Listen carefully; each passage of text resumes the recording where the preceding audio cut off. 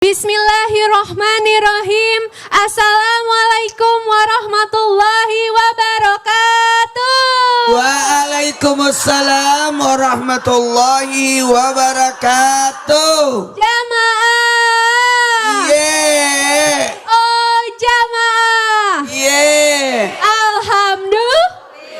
Masya Allah, Alhamdulillah. Allahumma sholli ala Sayyidina Muhammad wa ala ali Sayyidina Muhammad. Masya Allah jamaah, Alhamdulillah kita bertemu lagi di Islam Itu Indah untuk belajar bersama lagi. Ibu-ibu ini kumaha damang? Sampurasun. Masya Allah. Nah jamaah, kita ini harus berhati-hati ya dalam melakukan segala hal. Misalkan dalam mengerjakan sesuatu harus hati-hati. Terus juga buat yang di jalan harus hati-hati. Buat yang di hati kapan jalan-jalan. Nggak gitu ya, Masya Allah. Terus kita juga harus hati-hati nih. Jangan sampai membukakan pintu untuk iblis bersarang di hati kita. Terus gimana dong kalau misalkan kita mengetahui kalau iblis sudah terlanjur bersarang di hati kita? Gimana dong? Aduh, gimana nih? Ya udah deh kalau gitu langsung kita bahas aja pagi hari ini. Kita membahas tema ada iblis di dalam hati. Ada nggak ya? Aduh gimana ya? Insya Allah ya jamaah, di hati kita bukan ada iblis melainkan Allah Subhanahu Wa Taala. Amin. Betul begitu ya Ustadz Maulana ya? Iya. Bener. Izin bertanya, ini kita kan namanya manusia itu tidak sempurna ya. Kadang merasa iri gitu ya. Apa itu pertanda sudah ada iblis yang bersarang di hati kita? Silakan penjelasannya dong Ustadz. Ya. Izin Habib dan Sasam. Bismillahirrahmanirrahim. Assalamualaikum warahmatullahi wabarakatuh. Waalaikumsalam warahmatullahi wabarakatuh. Pintu masuknya iblis ke dalam hati manusia ketika timbulnya hasad, dengki. Rasulullah SAW bersabda, andai kata manusia itu telah mempunyai harta benda sebanyak 2 lembah, mereka masih menginginkan 1 lembah lagi.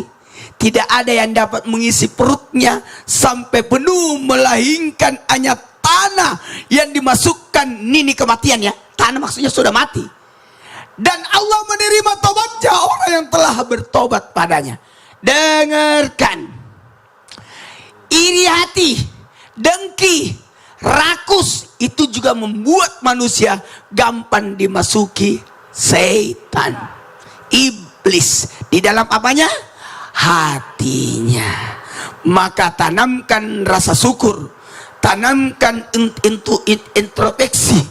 Jangan cari yang belum kau dapat, tapi hitung sudah berapa yang kau dapat. Betul, fokus sama yang kita punya, bukan fokus sama yang kita nggak punya ya Ustadz. Apalagi fokus sama punyanya orang. Orang lain kerja kita yang ngitungin. Benar ya, Masya Allah. Ustadz sebentar, ini ada video tayangan nih. Ini ngeri banget loh. Betul. Anak tega bacok ibunya karena tak kunjung beri wawasan. Ini dia. Ya Allah. Ihsanul Kholiqin, 22 tahun, warga Dusun 1 Desa Celawan, Kecamatan Pantai Cermin, Kabupaten Serdang Bedagai, Sumatera Utara, tega membacok sang ibu Sarmida berusia 56 tahun. Penganiayaan tersebut berlangsung di malam kedua Lebaran Idul Fitri pada Senin 24 April kemarin. Ihsanul mengaku kecewa lantaran tak kunjung diberikan warisan berupa lahan sawit. Polisi menjelaskan aksi Ihsanul telah direncanakan hanya karena pembagian harta warisan. Ya Allah Ustadz, emang kalau ya? itu harta almarhum bapaknya, wajib memang dikasih kepada anak. Diwariskan. Ya, kalau tidak dikasih sama ibunya, ibunya berdosa. Iya. Cuma nggak pakai dibacok juga. Ya itu dia Ustadz, emang ya kalau misalnya ngomongin harta siapa sih yang nggak tergoda? Nah tapi apa benar orang yang sampai tergila-gila gitu ya dengan harta karena ada iblis yang telah bersarang di hatinya? Silakan penjelasannya Ustadz. Kita buka dulu Al-Quran surah Al-Baqarah ayat 268. A'udzu billahi minasy syaithanir rajim. Bismillahirrahmanirrahim. Asy-syaitanu ya'idukumul faqra wa ya'murukum bil fahsya. Wallahu ya يعدكم مغفرة منه وفضلا والله واسع عليم يؤتي الحكمة من يشاء ومن يؤت الحكمة فقد أوتي خيرا كثيرا وما يذكر إلا أولو الألباب.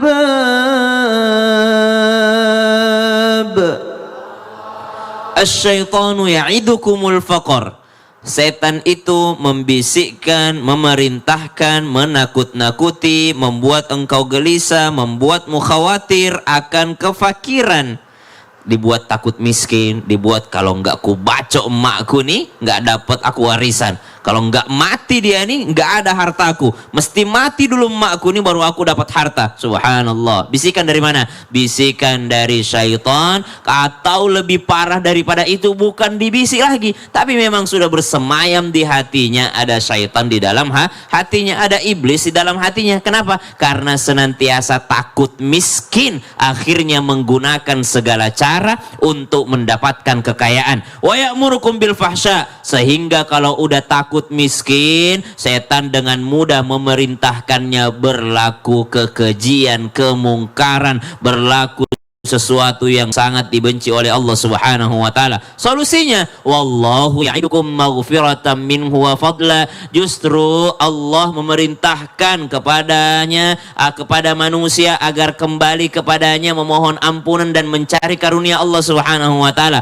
Orang yang fokus khawatir kemiskinan akan jauh daripada karunia Allah, akan susah melihat daripada karunia Allah. Dia fokus mengatakan, ah gimana Ustaz, yang haram aja susah, apalagi yang halal. Coba lihat tuh kata-kata itu tuh. Kata-kata itu mengarahkan manusia untuk mencari yang haram. Kenapa? Dari awal sudah bilang, yang haram aja susah, apalagi yang halal. Akhirnya itu bisikan syaitan bersemayam di dalam hatinya, melakukan kejahatan. Makanya Nabi SAW mengingatkan kepada kita semua agar tidak menjadi orang yang gila harta. Gila harta di sini maksudnya apa? Sudah tidak waras lagi. Sholat ditinggalkan, berdoa ditinggalkan, zakat nggak mau dikeluarin. Kenapa? Karena sudah gila harta. Makanya diingatkan, sebesar apapun harta yang kau miliki, kalau itu di tangan maka masih aman. Tapi sesedikit apapun harta yang kau miliki, kalau sudah masuk ke hati maka itu juga akan sangat berbahaya. Jadi bukan tentang banyak dan sedikitnya, tapi ditaruh di mana? Di tangan atau di hati. Wallahu Masya ta'ala. Allah, terima kasih Ustaz penjelasannya. Tepuk tangan dong jamaah. Masya Allah. Nah sekarang aku mau izin bertanya sama Habib nih. Habib apa kabar? Sudah 7 purnama ya kita tidak berjumpa Habib. Masya Allah.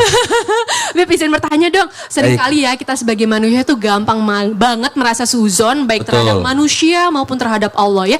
Nauzubillah. Tapi apakah benar itu artinya iblis masuk ke dalam hati kita? Jadi kita gampang banget suzon. Silakan penjelasannya Habib. Baik, izin Ustaz Maulana, Ustaz Syam, Betari. Assalamualaikum warahmatullahi wabarakatuh.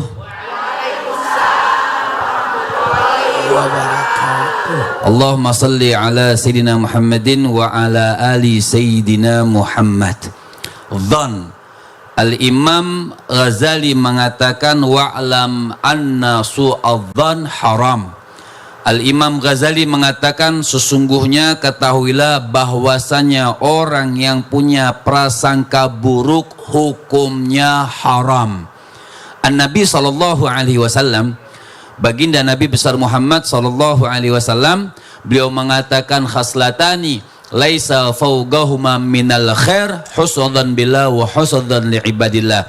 Tidak ada kebaikan di dalam diri manusia kecuali dia punya 2 sifat. Sifat yang pertama adalah bersangka baik kepada Allah Subhanahu wa taala, dan sifat yang kedua adalah bersangka baik kepada umat manusia semuanya.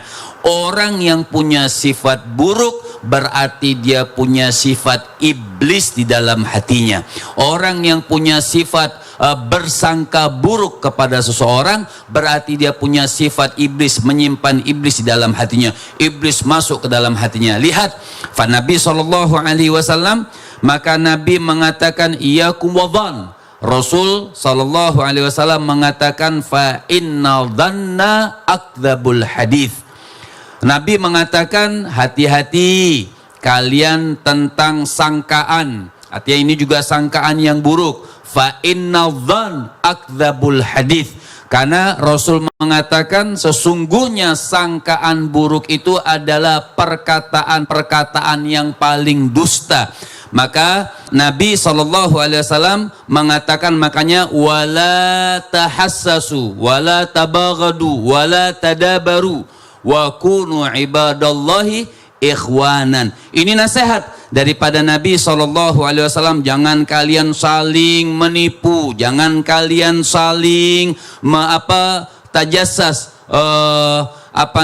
mencurigai, jangan saling memusuhi, jangan saling membelakangi. Wa kunu ibadallahi ikhwanan. Maka jadilah hamba-hamba yang penuh dengan persaudaraan. Makanya kita tidak boleh punya sangkaan. Sangkaan itu mendekatkan diri kita untuk mengikuti gayanya iblis, gayanya syaitan. Syaitan senang kita punya sangkaan-sangkaan yang tidak baik kepada Allah ataupun kepada umat manusia, hamba-hamba Allah Subhanahu wa taala. Bener banget, Bib. Jadi jangan berprasangka buruk ya jamaah, berprasangka baik aja. Insya Allah baiknya tuh berbalik ke kita. Amin. Terima kasih Habib penjelasannya. Tepuk tangan jamaah. Masya Allah. Ini ada pertanyaan bagus nih di Instagram @mayangjessica_.